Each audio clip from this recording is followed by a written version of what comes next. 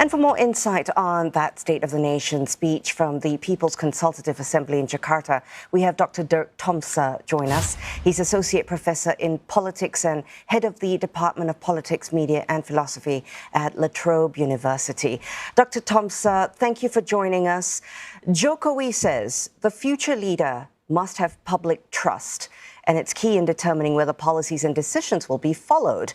He's also pushing towards a golden age of Indonesia in 2045. To get there, though, there needs to be a continuation of policies. Yet, he distanced himself from interfering in the political process, despite being very popular and influential. So what do you make of this disconnect?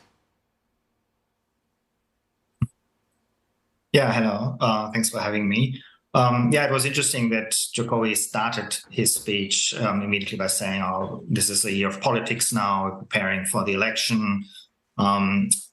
Obviously, he will try to have his influence on the upcoming election through, at the moment he's still keeping his cards quite close to his chest. It's not really revealing who he is backing. But the reference to that the public needs to trust the leader is interesting because Jokowi has maintained remarkable public approval ratings for a president who's been in power for so long.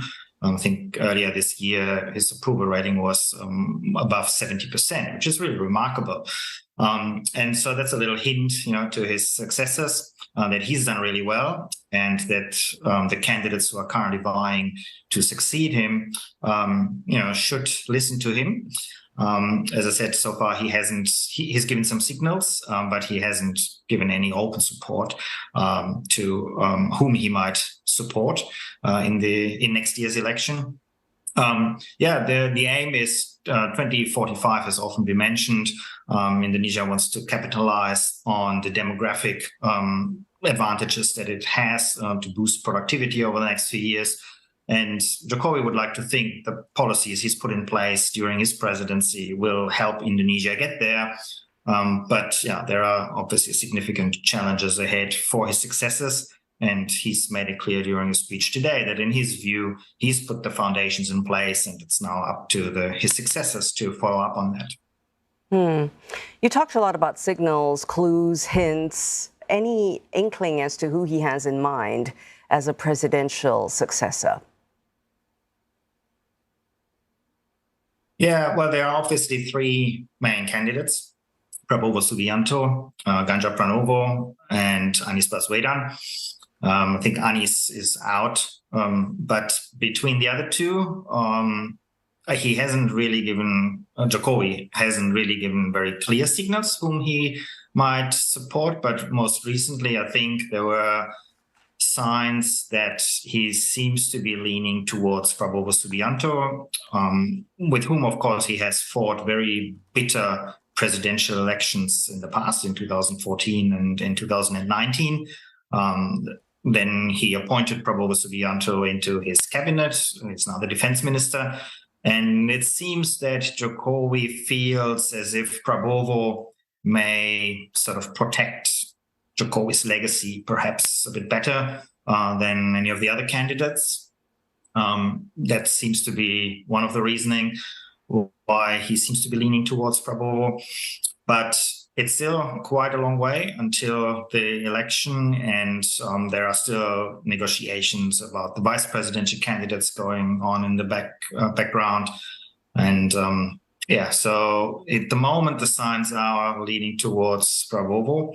But Ganjar, of course, is going to be nominated by the PDIP, the party which nominated Jokowi for his two bids. But because Jokowi is not a leading member in that party, I think it wouldn't be a surprise if he was eventually lending either tacit or open support to Prabowo. Appreciate your take on that, Dr. Tomsa. In terms of the election next year, slated for February, what are the key issues for Indonesian voters, in your opinion? Yeah, we have seen during the pandemic that Indonesian voters are very much concerned about economic issues in the first place. That's probably unsurprising, not unique to Indonesia. But as a middle-income country, which has recovered remarkably quickly after the pandemic in terms of the economy. I think economic issues will still be top of mind for many. What will be interesting to watch is to what extent social and religious polarization will still play a role. In 2014 and 2019, we saw a lot of tensions between the two candidates. At that time, Jokowi and Prabowo, and mobilization pretty much occurred along religious lines. Given that Prabowo has now been in cabinet for a while, in recent years, that has subsided a little bit, but it may still reoccur, I suppose. And we'll have to see to what extent some of the candidates may try to use the religious card again to make that a main topic or main issue in the election. And the third thing to watch, I suppose, is the fact that there are many, many young voters whose interests might be slightly different from older voters. If we think about climate change or the environment more broadly, in public opinion surveys, these issues have come up. The problem there is that in the past, at least, no candidates in Indonesian elections, be they presidential candidates or political parties, have had any comprehensive policies on the environment or on climate change.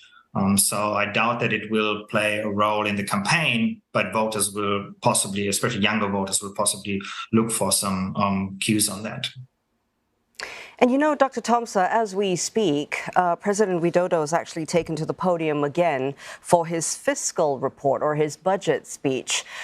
We can't quite, monitor what's happening at the moment, but what do you expect to be on it and what should we be paying attention to? Yeah, I'm not expecting any major surprises. This is his last speech, obviously, in that regard, and he will try to maintain, economic stability. He will put all the major foundations, or will continue to have the major foundations in place there. Might be interesting to see whether there's anything about the new capital that may be out of the ordinary, because there have been some problems, obviously, in generating the funds for that and in getting foreign investment just to support the move of the capital from Jakarta to Kalimantan. But I'm not sure if there will be any major items in that budget for that. Thank you, Dr. Tomsa. It's interesting you mentioned the new capital. It's really staggering. They need $34 billion at least to get that sorted. And definitely we'll be talking about the budget and the fiscal report later here on CNA. We thank you, Dr. Dirk Tomsa, Associate Professor in Politics and Head of the Department of Politics, Media and Philosophy at Trobe University.